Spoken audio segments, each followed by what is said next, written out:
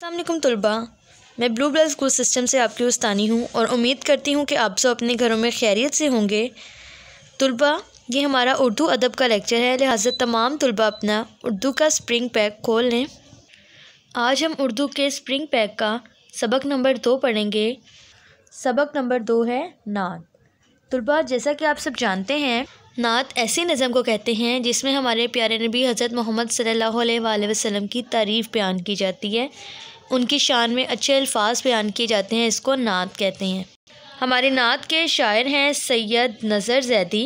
अब मैं इसकी पढ़ाई शुरू करती हूँ।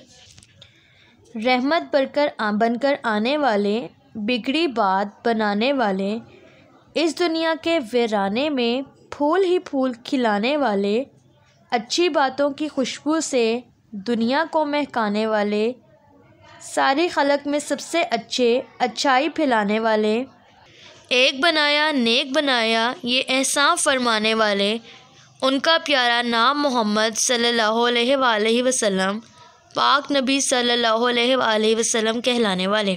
साथ हम आज इसके इमला करेंगे। इसकी अपनी कॉपी पर आज लिखें। आज 26 अप्रैल 2021 और दिन पीर है। सबक नंबर 2 नात।